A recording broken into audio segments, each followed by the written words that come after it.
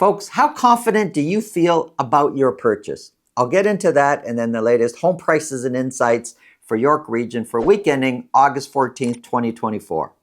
You know, when it comes to buying a home, there's a whole bunch of research that goes into it. But the research is, one is for the home, you know, researching the price and make sure the home's okay and all the things that go into the actual home itself. There's lots of research there. But the community as well, right? We work with our buyers many times in researching schools and is transportation important to you, public transportation or access to highways? What about, you know, rush hour? What's it like to get to work or home from work? All these things go into researching the community. Well, we recently helped one couple that really took the research to a whole other level.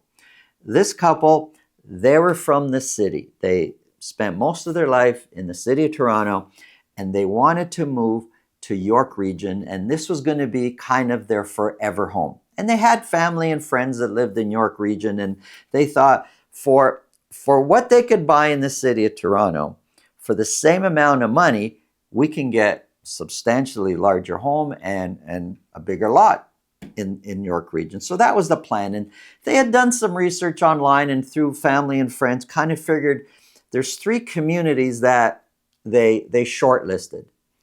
But instead of just, like most people, just look at houses in these communities and pick one and buy one, what they did is they rented a home in one of these communities for 6 months. And then they moved and rented another home for 6 months in the second community. And then they did the same thing in a third community. For a year and a half, they spent about 6 months renting in each of these communities. And I'm hearing this and I'm like, wow, how expensive does that get? Moving and furniture and all this. And never mind, you know, you're paying rent in these different places. And they said, Santo, we knew we were going to make some sacrifices doing this, but when it came to furniture, it's very minimal.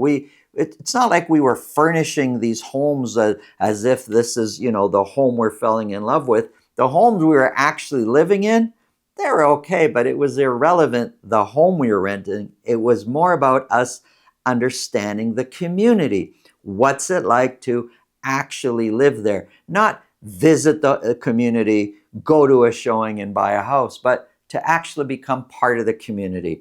This was going to be our forever home. We're investing a ton of money to do this. We weren't planning on moving.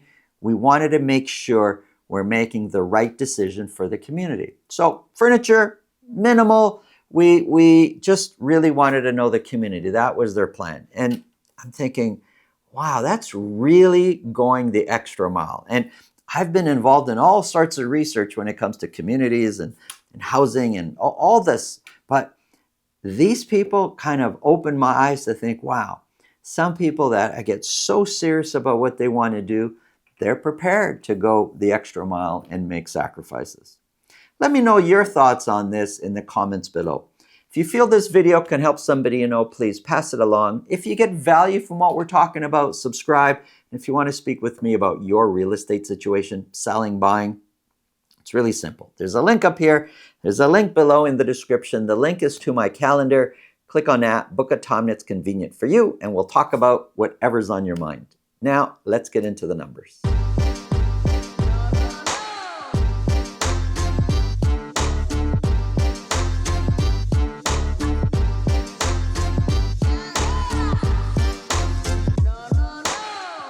Hi everyone, Daniel Sessa here. My dad's on a break this week, so I'll be guiding you through the numbers for York Region, week ending August 14th.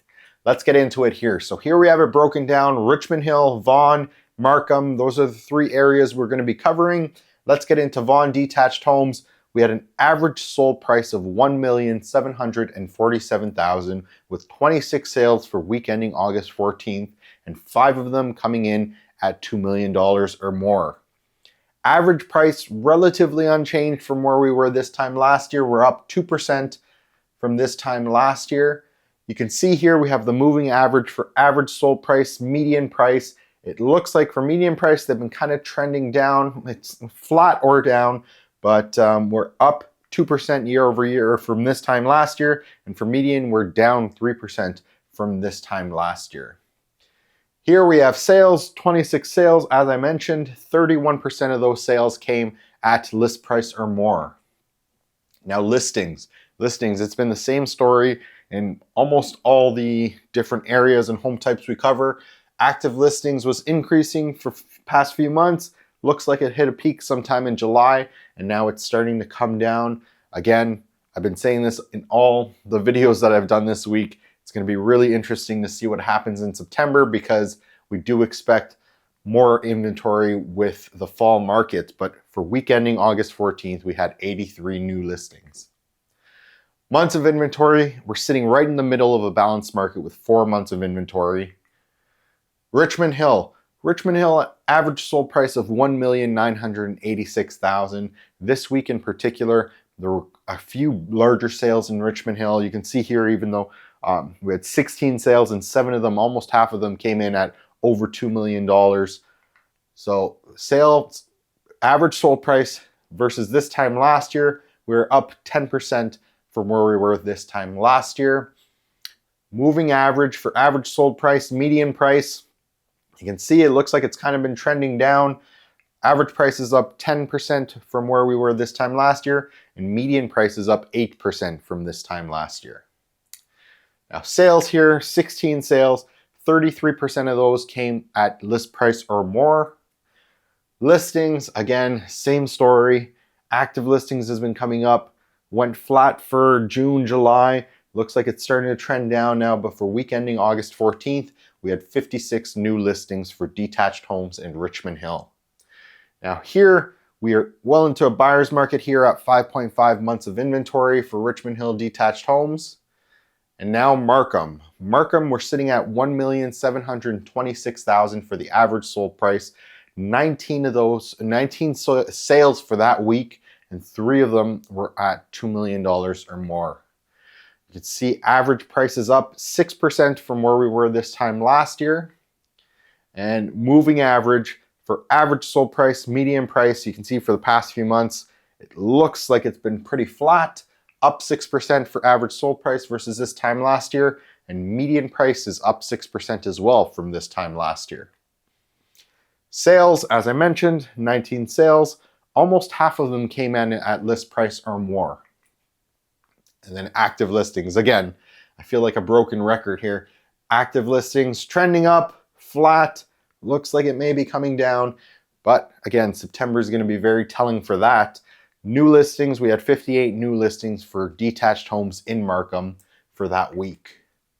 Now months of inventory, like I think it was Vaughan, we're sitting right in the middle of the balanced market at 4.2 months of inventory. Now here's a breakdown. So we had Vaughan, 4 months of inventory, Richmond Hill, 5.5 months of inventory, Markham, 4.2 months of inventory. You can see we're either in a buyer's or balanced market for these areas. Thanks for watching. Have an awesome day.